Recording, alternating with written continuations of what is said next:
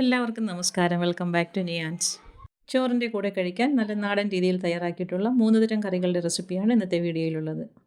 ആദ്യം നല്ല അടിപൊളി ടേസ്റ്റിൽ തയ്യാറാക്കിയിട്ടുള്ള ഒരു അവിയലാണ്. ഇതെങ്ങനെയാണ് ചെയ്യുന്നതെന്ന് നോക്കാം.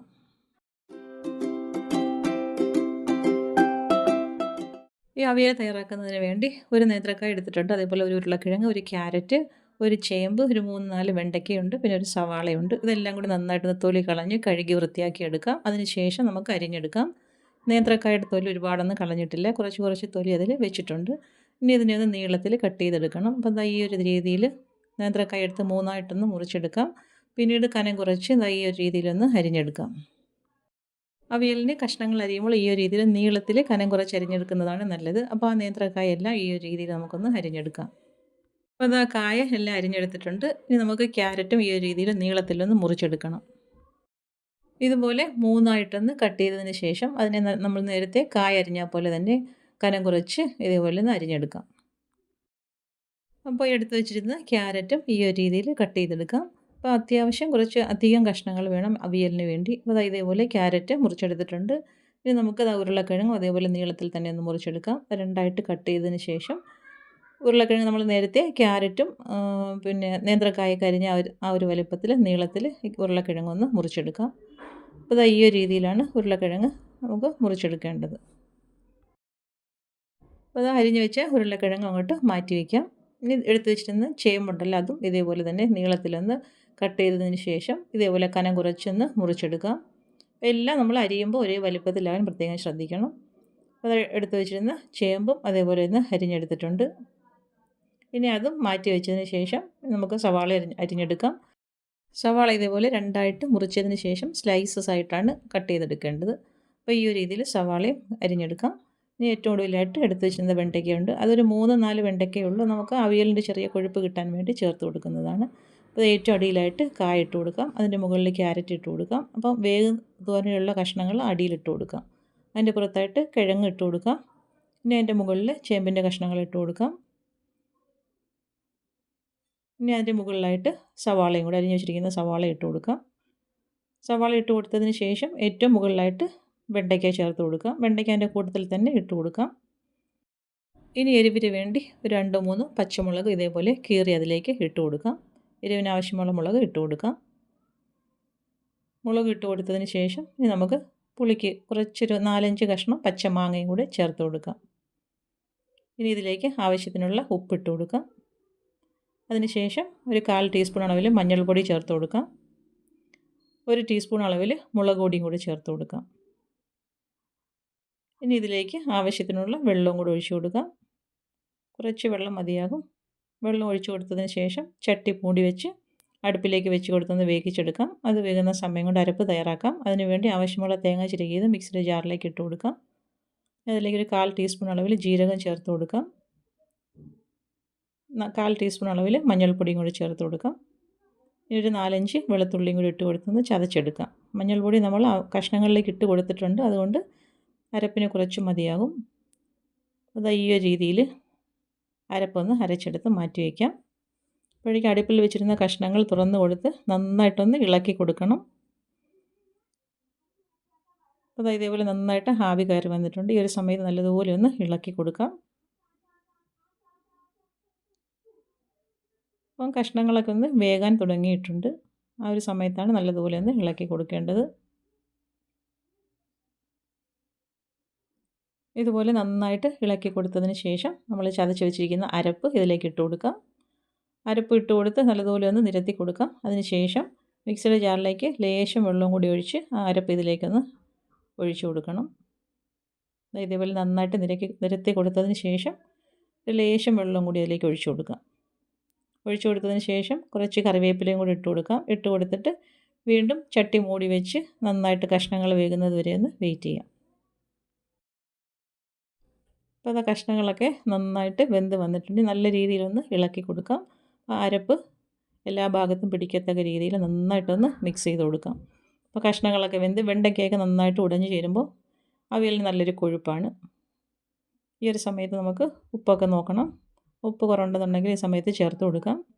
അത് നന്നായിട്ട് ഇളക്കി യോജിപ്പിച്ചതിന് ശേഷം ഇതിലേക്ക് കുറച്ച് തൈരും കൂടി ചേർത്ത് കൊടുക്കാം. ഒരു 1/4 കപ്പ് തൈര് ഇതിലേക്ക് ചേർത്ത് കൊടുക്കാം. തൈരും ചേർത്ത് കൊടുത്തതിന് ശേഷം വീണ്ടും നന്നായിട്ടൊന്ന് ഇളക്കി കൊടുക്കാം. അപ്പോൾ ചേർത്ത തൈര് എല്ലാ ഭാഗത്തും ആകത്തക്ക രീതിയിൽ നന്നായിട്ടൊന്ന് മിക്സ് ചെയ്ത് കൊടുക്കാം. ഇപ്പോൾ കണ്ടില്ലേ, അവിയൽ നന്നായിട്ട് സെറ്റായി വന്നിട്ടുണ്ട്. ഇത് ഇത്രയും മതിയാകും. ഇനി നമുക്കിതിലേക്ക് വെളിച്ചെണ്ണയും കൂടെ ചേർത്ത് കൊടുക്കണം. കടുക് വറുത്ത് ചേർക്കുന്നവർക്ക് അങ്ങനെ ചേർത്ത് കൊടുക്കാം. ഞാൻ അതിലേക്ക് പച്ച വെളിച്ചെണ്ണയാണ് ചേർത്ത് കൊടുക്കുന്നത്. അതാണ് കുറച്ചുകൂടി ടേസ്റ്റ്. അപ്പോൾ വെളിച്ചെണ്ണയും ചേർത്ത് കൊടുത്തതിന് ശേഷം നന്നായിട്ടൊന്നുകൂടി ഒന്ന് ഇളക്കി കൊടുക്കാം. കുറച്ച് കറിവേപ്പിലയും കൂടി ഇട്ട് കൊടുക്കാം. ഈ സമയത്ത് അടുപ്പിൽ നിന്നും മാറ്റാം. അപ്പോൾ അവിയൽ നന്നായിട്ട് സെറ്റായി വന്നിട്ടുണ്ട്, കണ്ടിട്ടില്ലേ? നല്ല അടിപൊളി ടേസ്റ്റാണ്. ഈ ഒരു രീതിയിൽ അവിയൽ തയ്യാറാക്കി നോക്കൂ. ഇനി നന്നായിട്ടൊന്ന് ഇളക്കി യോജിപ്പിച്ചെടുക്കാം. നല്ല കിടിലൻ ടേസ്റ്റാണ്. ചോറിൻ്റെ കൂടെ വേറെ കറികളൊന്നും ഇല്ലെങ്കിലും ഈ അവിയൽ മാത്രം മതിയാകും കഴിക്കാൻ വേണ്ടി. തൈരിൻ്റെയും മാങ്ങയുടെയൊക്കെ ചെറിയ പുളിയും കൂടെയൊക്കെ ചേർക്കുമ്പോൾ അവിയൽ നല്ല കിടിലൻ ടേസ്റ്റാണ്. അപ്പോൾ ഈ ഒരു രീതിയിൽ അവിയൽ തയ്യാറാക്കിയിട്ടുണ്ടെങ്കിൽ ഇങ്ങനെയൊന്ന് തയ്യാറാക്കി നോക്കൂ. ഇതേപോലെ നന്നായിട്ടൊന്ന് ഇളക്കി കൊടുക്കാം. ഇളക്കി കൊടുത്തതിന് ശേഷം നമുക്ക് ചോറിലേക്ക് വിളമ്പി വയ്ക്കാം. അപ്പോൾ തീർച്ചയായിട്ടും ഈ ഒരു അവിയൽ ഇങ്ങനെ തയ്യാറാക്കി നോക്കൂ. നല്ല അടിപൊളി ടേസ്റ്റാണ്.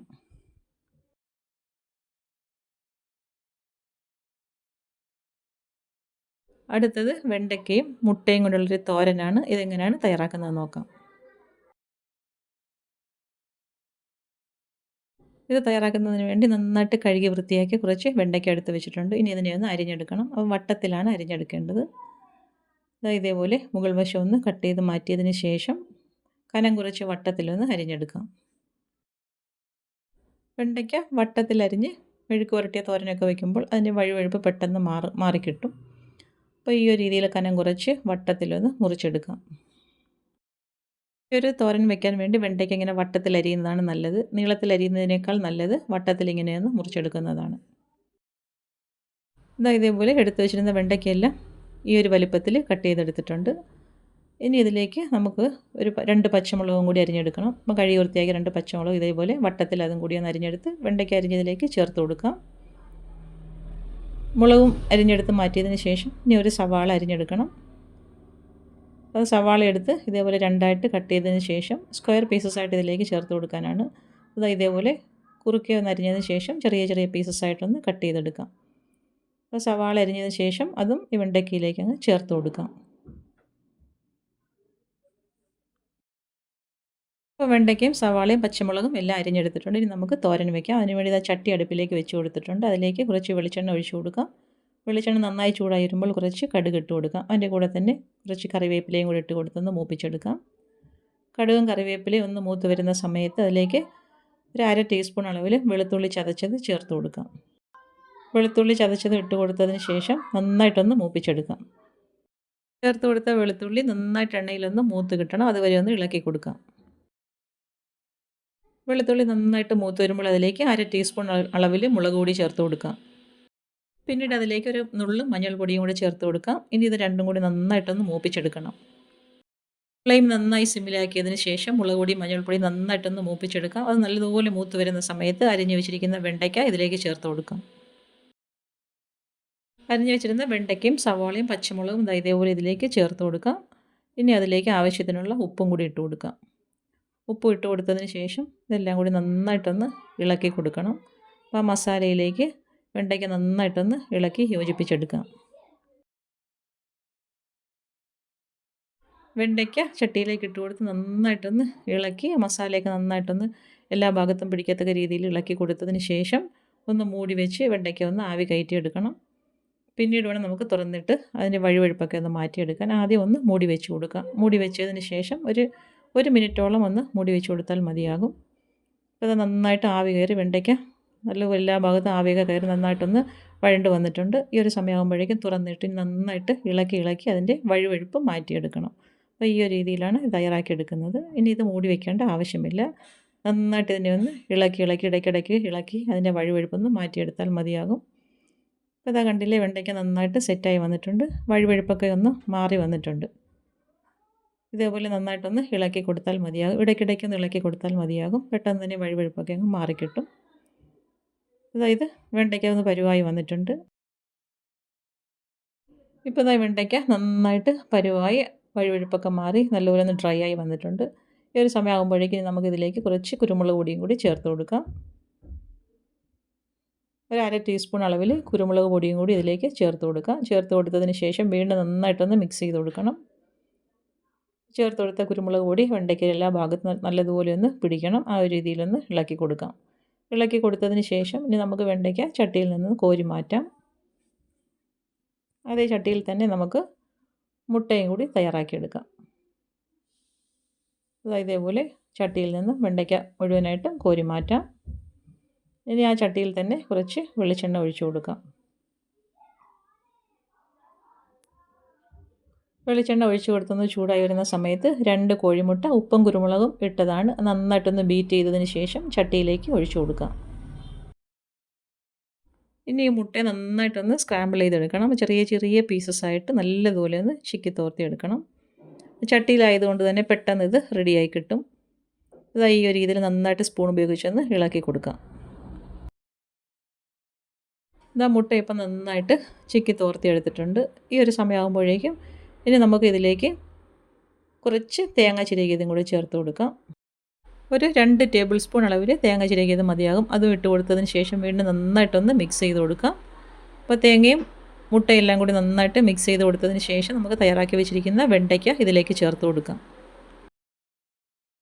വെണ്ടയ്ക്ക ഇട്ട് കൊടുത്തതിന് ശേഷം ഇനി എല്ലാം കൂടി നന്നായിട്ടൊന്ന് യോജിപ്പിച്ചെടുത്താൽ മതിയാകും. നല്ല അടിപൊളി ടേസ്റ്റാണ്. വെണ്ടയ്ക്കയും മുട്ടയും കൊണ്ട് ഈ ഒരു രീതിയിൽ തോരൻ ഇങ്ങനെയൊന്ന് തയ്യാറാക്കി നോക്കൂ. ഇതേപോലെ നന്നായിട്ടൊന്ന് ഇളക്കി യോജിപ്പിച്ചെടുക്കാം. വെണ്ടയ്ക്ക ഇട്ട് കൊടുത്തതിന് ശേഷം നന്നായിട്ടൊന്നുകൂടി ഒന്ന് ഇതെല്ലാം കൂടി ഒന്ന് ഡ്രൈ ആക്കി എടുക്കാം. അത് നല്ല കിടിലൻ ടേസ്റ്റാണ്. വെണ്ടയ്ക്കയും മുട്ടയും തേങ്ങയും എല്ലാം കൂടി ചേർത്ത് ഈ ഒരു തോരൻ ഇങ്ങനെയൊന്ന് തയ്യാറാക്കി നോക്കൂ. ഇപ്പോൾ തോരൻ അടുപ്പിൽ നിന്നും മാറ്റി കഴിഞ്ഞു. കണ്ടില്ലേ, നന്നായിട്ട് തോരൻ റെഡിയായി കഴിഞ്ഞിട്ടുണ്ട്. അപ്പോൾ നല്ല കിടിലൻ ടേസ്റ്റാണ്. ഈ ഒരു രീതിയിൽ തോരൻ ഇങ്ങനെയൊന്ന് തയ്യാറാക്കി നോക്കൂ. കണ്ടില്ലേ, ഒട്ടും വഴുവഴുപ്പൊന്നുമില്ലാതെ നല്ല അടിപൊളിയായിട്ട് വെണ്ടയ്ക്കയും മുട്ടയെല്ലാം സെറ്റായി കിട്ടിയിട്ടുണ്ട്. അപ്പോൾ തീർച്ചയായിട്ടും ഈ ഒരു രീതിയിൽ തോരനൊന്ന് തയ്യാറാക്കി നോക്കൂ. അടുത്തത് സവാള കൊണ്ട് തയ്യാറാക്കിയിട്ടുള്ളൊരു കറിയാണ്. ഇതെങ്ങനെയാണ് തയ്യാറാക്കുന്നത് നോക്കാം. ഇത് തയ്യാറാക്കാൻ വേണ്ടി ഒരു വലിയ സവാള എടുത്തിട്ടുണ്ട്. തൊലിയൊക്കെ കളഞ്ഞ് നന്നായിട്ട് കഴുകി വൃത്തിയാക്കിയതിന് ശേഷം ഇതേപോലെ രണ്ടായിട്ടൊന്ന് മുറിച്ചെടുക്കാം. ഇതിൻ്റെ മുകൾ ഭാഗത്തുള്ള അതൊന്ന് കട്ട് ചെയ്ത് കളഞ്ഞതിന് ശേഷം ഇതിനെ ഒന്ന് കട്ട് ചെയ്തെടുക്കണം നമുക്ക്. അത് സ്ക്വയർ പീസസ് ആയിട്ടാണ് മുറിച്ചെടുക്കേണ്ടത്. അപ്പോൾ ഇതേപോലെ നടുവിലൂടെ ഒന്ന് കീറിയതിന് ശേഷം ഇതേപോലെ വലിയ പീസസ് ആയിട്ട് മുറിച്ചെടുക്കാം. ഇനി നമുക്ക് ഇത് ഓരോന്നും ഇതളുകളായിട്ട് അടർത്തി മാറ്റിയെടുക്കണം. അപ്പോൾ ആ ഒരു രീതിയിലാണ് ഇത് കറി വയ്ക്കാൻ വേണ്ടി കട്ട് ചെയ്തെടുക്കുന്നത്. അപ്പോൾ ഇതേപോലെ നമ്മൾ ഈ മുറിച്ച് വെച്ചിരിക്കുന്ന എല്ലാം ഇതളുകളായിട്ട് അടർത്തിയെടുക്കാം. ഇത്രയും വലിപ്പത്തിൽ വേണം ഈ സവാള കട്ട് ചെയ്തെടുക്കാൻ. ഇനി നമുക്കിതിലേക്ക് വേണ്ടത് 1/2 കപ്പ് തൈരാണ്. അപ്പോൾ ഒരുപാട് പുളിയില്ലാത്ത തൈര് നോക്കി വേണം എടുക്കാൻ. അപ്പോൾ 1/2 കപ്പ് തൈര് ഒരു പാത്രത്തിലേക്ക് ഒഴിച്ചു കൊടുക്കാം. ഇനി ഇതിലേക്ക് ശകലം ഉപ്പും കൂടി ഇട്ട് കൊടുത്ത് നന്നായിട്ട് ഇതിനെ ഒന്ന് അടിച്ചെടുക്കണം. അപ്പോൾ ഒട്ടും കട്ടയൊന്നും ഇല്ലാതെ തൈര് നല്ലതുപോലെ ഒന്ന് ഉടച്ചെടുക്കാം. അപ്പോൾ പുളി ഇല്ലാത്ത തൈര് നോക്കി, ഒരുപാട് പുളിയില്ലാത്ത തൈര് നോക്കി വേണം എടുക്കാൻ. ഈ ഒരു രീതിയിൽ നന്നായിട്ട് ഈ തൈരിനെ ഒന്ന് ഉടച്ചെടുക്കാം. ഇപ്പോൾ ഉപ്പ് ചേർക്കുമ്പോൾ തൈരിന് ആവശ്യമായ ഉപ്പ് മാത്രം ചേർത്ത് കൊടുത്താൽ മതിയാകും. അപ്പോൾ ഈ ഒരു രീതിയിൽ നന്നായിട്ട് ഉടച്ചെടുത്ത് മാറ്റി വയ്ക്കാം. ഇനി ചട്ടി അടുപ്പിലേക്ക് വെച്ച് കൊടുത്ത് വെളിച്ചെണ്ണ ഒഴിച്ചു കൊടുക്കാം. വെളിച്ചെണ്ണ നന്നായിട്ട് ചൂടായി വരുമ്പോൾ അതിലേക്ക് ഒരു നുള്ളു ഉലുവയും കടുകും ജീരകവും കൂടി ഇട്ട് കൊടുക്കാം. എല്ലാം വളരെ കുറച്ച് മാത്രം മതിയാകും. ഇനി ഇതിനെ ഒന്ന് ഇളക്കി കൊടുത്തൊന്ന് അതൊന്ന് പൊട്ടിച്ചെടുക്കണം. ഇനി ഇതിലേക്ക് ചേർത്ത് കൊടുക്കേണ്ടത് 1/2 ടീസ്പൂൺ വെളുത്തുള്ളി ചതച്ചതാണ്. ഇനിയിപ്പോൾ വെളുത്തുള്ളിയുടെ പച്ചമണമൊക്കെ മാറുന്നത് വരെ ഒന്ന് ഇളക്കി കൊടുക്കണം. പിന്നീട് അതിലേക്ക് ചേർത്ത് കൊടുക്കുന്നത് 1-2 വറ്റൽമുളക് ഇതേപോലെ മുറിച്ച് അതിലേക്ക് ഇട്ട് കൊടുക്കാം. കൂടെ തന്നെ കുറച്ച് കറിവേപ്പിലയും കൂടി ഇട്ട് കൊടുക്കാം. ഇനി ഇതെല്ലാം കൂടി നന്നായിട്ടൊന്ന് മൂപ്പിച്ചെടുക്കാം. ഇതെല്ലാം കൂടെ മൂത്ത് വരുമ്പോൾ ഇനി ഇതിലേക്ക് ഒരു 3 പച്ചമുളകും കൂടി ചേർത്ത് കൊടുക്കാം. അരികെ ഇതേപോലെ പിളർന്നിട്ട് എണ്ണയിലേക്ക് ഇട്ട് കൊടുക്കാം. അപ്പോൾ പച്ചമുളക് നന്നായിട്ട് എണ്ണയിൽ കിടന്നൊന്ന് വഴണ്ട് ഉൾഭാഗമൊക്കെ നല്ലതുപോലെ ഒന്ന് വെന്ത് വരണം. അപ്പോൾ ഇപ്പം പച്ചമുളക് നന്നായിട്ട് പരിവായി വന്നിട്ടുണ്ട്. ഇനി ഇതിലേക്ക് ഒരു 1/4 ടീസ്പൂൺ മഞ്ഞൾപ്പൊടിയും ഒരു 1/4 ടീസ്പൂണോളം കായപ്പൊടിയും കൂടെ ചേർത്ത് കൊടുക്കാം. ഇനി അതിൻ്റെയും കൂടെ പച്ചമണം മാറുന്നത് വരെ ഒന്ന് വഴറ്റി കൊടുക്കാം. അപ്പോൾ ഇതെല്ലാം കൂടെ നന്നായിട്ട് വഴണ്ട് വന്നതിന് ശേഷം നമ്മൾ അരിഞ്ഞു വെച്ചിരിക്കുന്ന സവാള ഇതിലേക്ക് ഇട്ട് കൊടുക്കാം. സവാള ഇട്ട് കൊടുത്ത് നല്ലതുപോലെ ഒന്ന് ഇളക്കി കൊടുക്കാം. എണ്ണയിൽ കിടന്ന് സവാള നല്ലതുപോലെ ഒന്ന് മിക്സായി കിട്ടണം. അപ്പോൾ ആ ഒരു രീതിയിലൊന്ന് ഇളക്കി കൊടുക്കാം. അതിനുശേഷം ഇതിലേക്ക് ആവശ്യത്തിനുള്ള ഉപ്പും കൂടെ ചേർത്ത് കൊടുക്കണം. നമ്മൾ നേരത്തെ തൈരിൽ മാത്രമേ ഉപ്പ് ചേർത്ത് കൊടുത്തിട്ടുള്ളായിരുന്നു. ഈ ഒരു സമയമാകുമ്പോഴേക്കും സവാളയ്ക്ക് ആവശ്യമായ ഉപ്പും കൂടി ഇതിലേക്ക് ചേർത്ത് കൊടുക്കാം. വീണ്ടും നന്നായിട്ടൊന്ന് ഇളക്കി കൊടുക്കാം. ഉപ്പും ഇട്ട് ഇളക്കി കൊടുത്തതിന് ശേഷം ഫ്ലെയിം മീഡിയത്തിലാക്കി കൊടുത്ത് 2 മിനിറ്റ് ഒന്ന് അടച്ചു വയ്ക്കാം. ഒരുപാട് സവാള വെന്ത് പോകരുത്. സവാളയുടെ ആ കരികരിപ്പ് വേണം, എന്നാലേ കറിക്ക് ടേസ്റ്റ് ഉള്ളൂ. അപ്പോൾ ഇതാ വീണ്ടും മൂടി തുറന്നതിന് ശേഷം ഒന്നുകൂടെ ഒന്ന് മിക്സ് ചെയ്ത് കൊടുക്കാം. ഈ ഒരു രീതിയിൽ നന്നായിട്ടൊന്ന് ഇളക്കി കൊടുത്തതിന് ശേഷം ഇനി നമുക്ക് നേരത്തെ ഉടച്ചു വെച്ചിരിക്കുന്ന തൈര് ഇതിലേക്ക് ഒഴിച്ചു കൊടുക്കാം. ഈ സമയത്ത് ഫ്ലെയിം ഓഫ് ചെയ്ത് കൊടുക്കണം. അപ്പോൾ ആ തൈര് ഒഴിച്ചു കൊടുത്തതിന് ശേഷം എല്ലാം കൂടി നല്ലതുപോലെ ഒന്ന് ഇളക്കി കൊടുക്കാം. അപ്പോൾ തൈര് ആ ചട്ടിയുടെ ചൂട് മാത്രം മതിയാകും ചൂടായി കിട്ടാൻ. അപ്പോൾ ഈ ഒരു രീതിയിൽ തൈരും ചേർത്ത് കൊടുത്തതിന് ശേഷം നല്ലതുപോലെ ഒന്ന് ഇളക്കി കൊടുക്കാം. ഇനി നന്നായിട്ട് ഇളക്കുന്ന ജോലി മാത്രമേ ഉള്ളൂ. അപ്പോൾ ആ തൈരും സവാളയും എല്ലാം കൂടി നല്ലതുപോലെ ഒന്ന് മിക്സായി കിട്ടണം. അപ്പോൾ നല്ല സൂപ്പർ ടേസ്റ്റുള്ള ഒരു കറിയാണ്. ഈ ഒരു രീതിയിൽ ചോറിൻ്റെ കൂടെ ഇതൊന്ന് തയ്യാറാക്കി നോക്കും. നല്ല അടിപൊളി ടേസ്റ്റാണ്. അപ്പോൾ ഇന്നത്തെ വീഡിയോ ഇത്രയേ ഉള്ളൂ. ഇഷ്ടമായി ലൈക്ക് ചെയ്ത് സബ്സ്ക്രൈബ് ചെയ്ത് സപ്പോർട്ട് ചെയ്തേക്കൂ. വീണ്ടും അടുത്ത വീഡിയോയിൽ കാണുന്നത് വരെ ബൈ ഫ്രം നിയാൻസ്. Thanks for watching.